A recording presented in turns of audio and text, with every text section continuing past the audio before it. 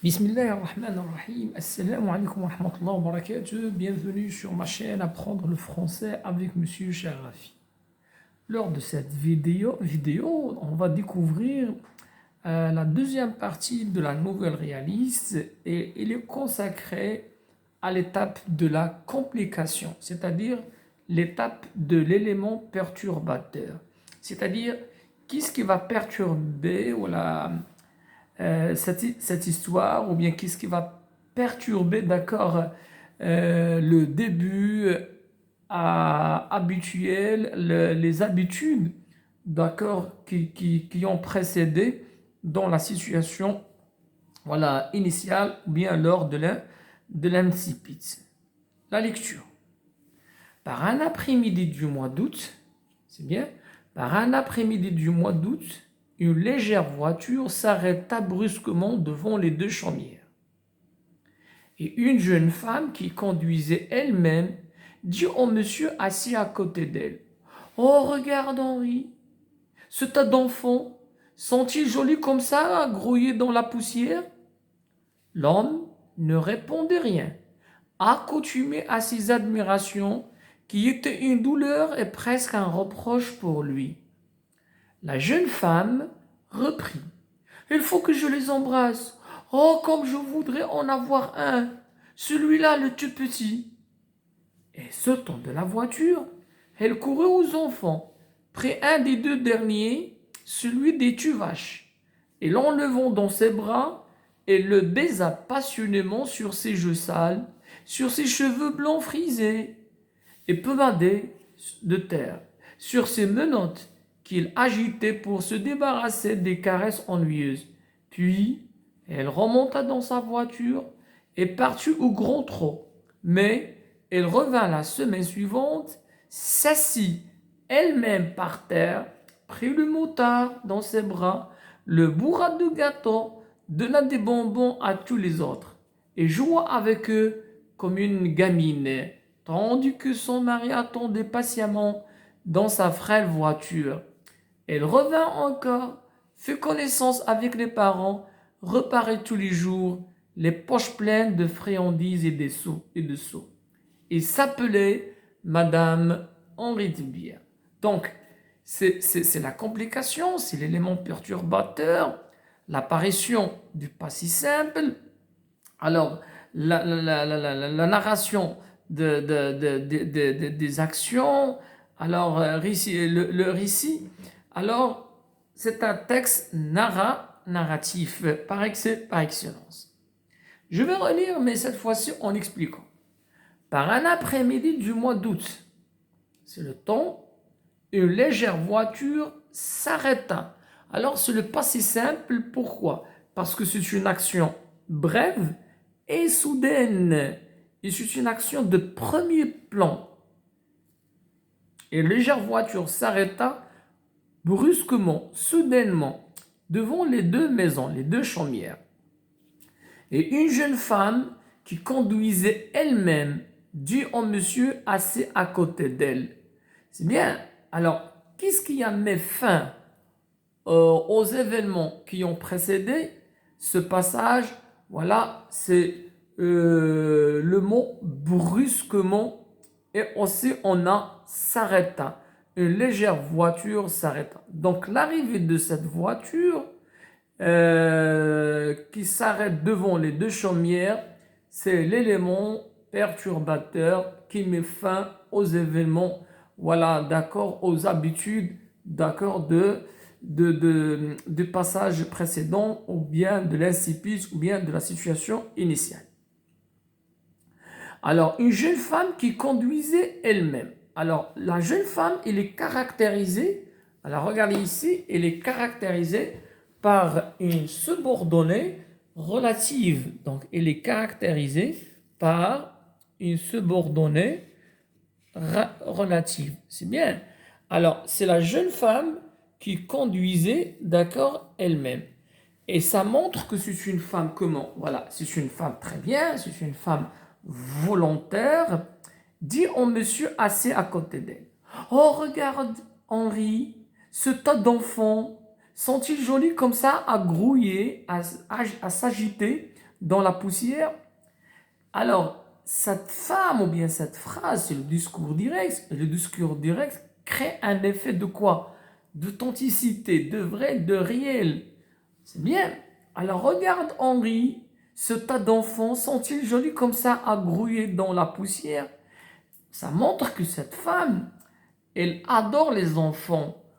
Elle aime les enfants.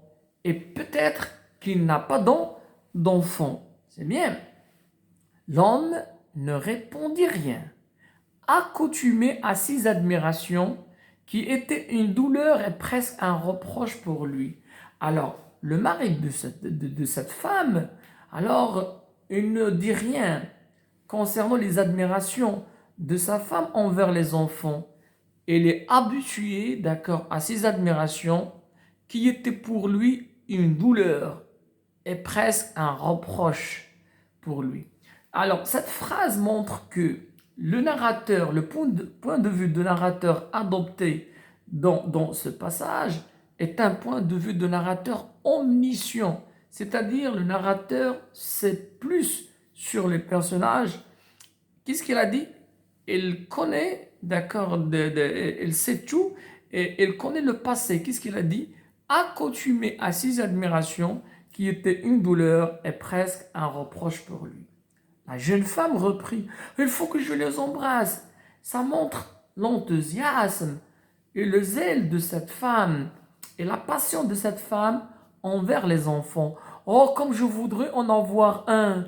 Celui-là, le tout petit. Alors, c'est comme il vous veut acheter un objet d'un magasin. Et sautant de la voiture, encore le zèle, l'enthousiasme de la femme, elle courut aux enfants, prit un des deux derniers, celui des tuvaches, et l'enlevant dans ses bras, et le baisa passionnément sur ses joues sales. Alors regardez, normalement les joues, ils sont sales, il ne doit pas le baiser sur ses joues sales, mais par amour aux enfants et par passion aux enfants, d'accord, et aussi il est en mal des enfants et le baisa passionnément sur ses joues, sur ses cheveux blancs et pomadés de terre, sur ses menottes, ça veut dire les mains, qu'il agitait pour se débarrasser des caresses en lui. Alors regardez, on a deux attitudes différentes. Madame Dubière embrasse, baise l'enfant, et que fait l'enfant? Voilà, il agitait ses mains pour se débarrasser des caresses, voilà, tout simplement ennuyeuses. Puis, elle remonta dans sa voiture et partit au grand eau, mais elle revint la semaine suivante, s'assit elle-même par terre. Alors regardez, le passé simple, c'est la narration. Ce sont des actions du premier, voilà, plan. S'assit elle-même par terre, prit le motard dans ses bras, le bourra, le remplit de gâteaux, donna des bonbons à tous les autres, joua avec eux comme une gamine, tandis que son mari attendait patiemment dans sa frêle voiture. Et ça montre que le mari ne partage pas le zèle, l'enthousiasme de sa femme envers les enfants. Elle revint encore, fit connaissance avec les parents, reparait tous les jours, les poches pleines de friandises et de sous. Il s'appelait Madame Henri Dubière. Alors, comme vous voyez bien, alors c'est la partie de la complication. Alors, c'est l'élément tout simplement perturbateur. Alors, l'adverbe brusquement surprend. Elle met fin aux habitudes qui ont précédé à la situation initiale.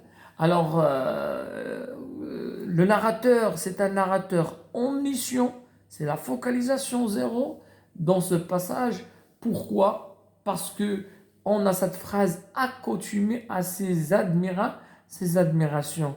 Alors, ça veut dire que le narrateur, il connaît le passé, d'accord, de cette femme, de cette famille, ou bien des événements. Alors, également, les verbes, voilà, dans ce passage, ils sont, voilà, effectués par Madame Madame Dubière. Alors, c'est Madame Dubière. Alors, c'est Madame Dubière, d'accord, qui fait presque la totalité des actions dans ce passage. Et ça donne, ça montre que c'est une femme volontaire, c'est une femme de caractère et peut-être qu'il domine, voilà, son mari, voilà, parce que c'est la femme qui est le sujet des principaux, voilà, verbes d'action. Alors que Monsieur Henri Dubière, voilà, d'accord, les actions qu'il a effectuées, donc ils sont rares. Alors, passons aux questions. Alors, quel est le type de ce texte? Alors, quel est le type de ce texte? Voilà, c'est un texte narratif. Justifie ta réponse. Les verbes sont conjugués au passé simple et à l'imparfait. Et aussi, on a une progression, voilà, de l'histoire et et des actions. Donc, c'est un texte narratif. Alors, situe le passage en répondant aux questions suivantes. Où vivaient les deux familles? Voilà, les deux familles vivaient dans deux chaumières, près d'une ville de bain. Voilà, à la campagne, exactement où? Voilà, donc à la Normandie. De quoi les deux mères nourrissaient les enfants? Alors, ils nourrissaient les enfants de soupe, de pommes de terre, de choux, mais surtout en leur donnant de la pâtée. Madame Dubière, elle est en mal de quoi? Voilà, elle est en mal des enfants. C'est une femme qui n'a pas d'enfants. Relève dans le texte deux énoncés montrant que cette femme adorait les enfants. Voilà, donc, oh, regarde Henri.